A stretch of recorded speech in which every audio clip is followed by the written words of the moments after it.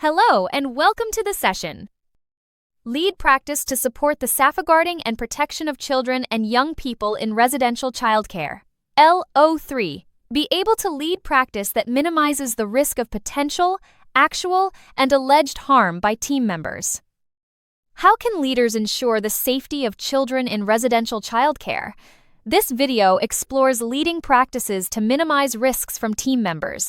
Learn how safeguarding measures protect children and support staff.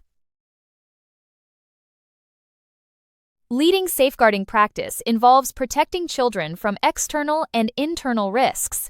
This means preventing harm from team members' actions or conduct. Leaders create a culture of accountability and transparency. Policies must align with current legislation and guidance. Staff should understand their responsibilities and the consequences of unsafe practice. A safeguarding culture begins with clear expectations on conduct. Ethical practice is supported by policies reflecting legislation.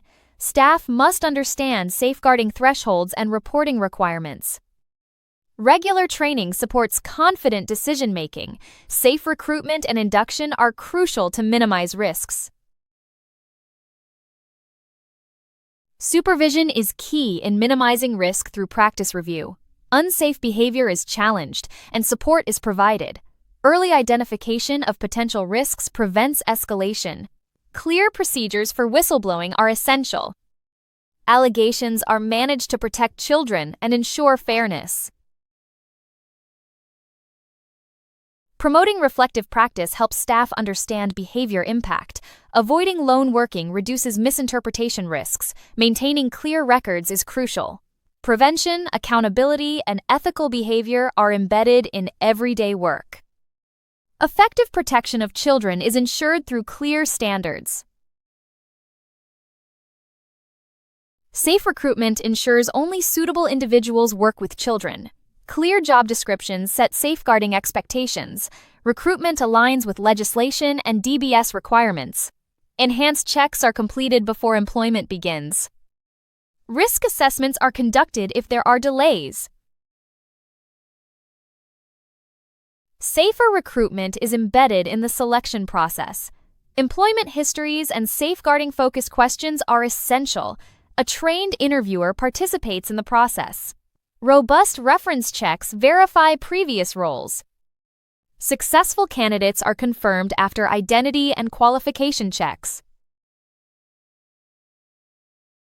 Induction reinforces safe recruitment with initial safeguarding training. Staff learn about whistleblowing and codes of conduct.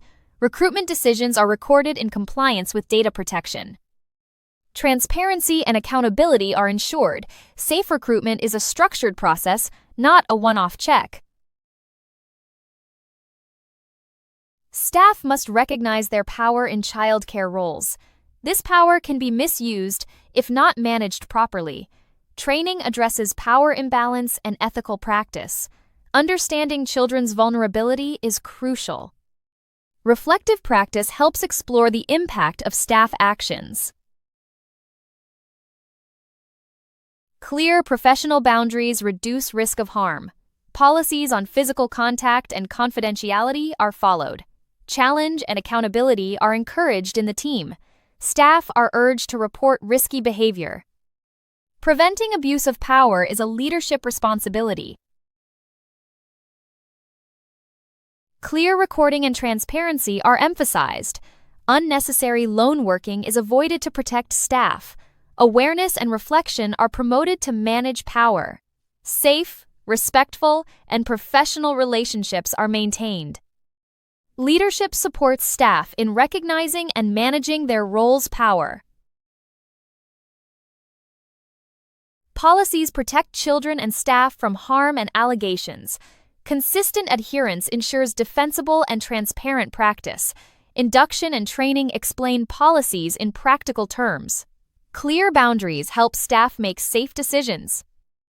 Procedures reduce ambiguity in challenging situations. Accurate records provide an objective account of events. They protect staff and children during allegations. Poor records increase risk and undermine responses. Procedures for raising concerns ensure fair handling. Early reporting is protective, not a failure. Policies protect staff emotionally and professionally. Guidance reduces anxiety and prevents isolation.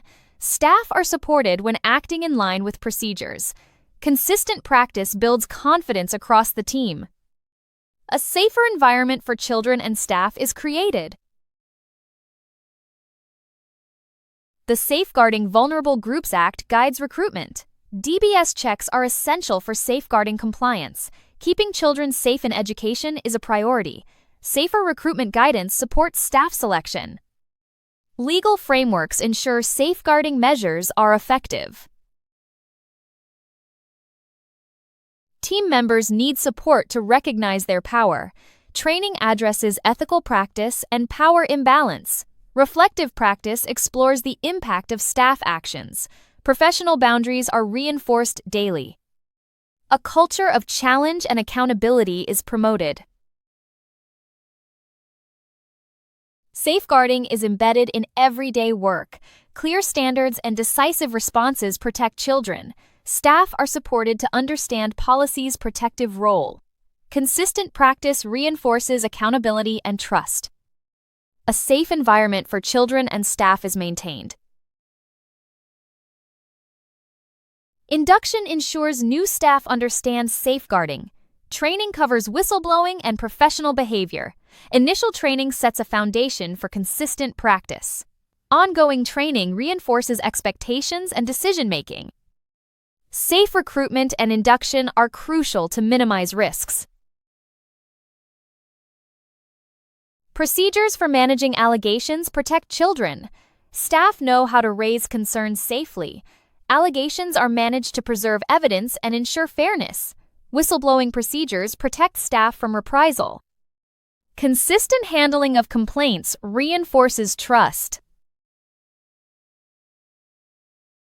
Reflective practice helps staff understand behavior impact.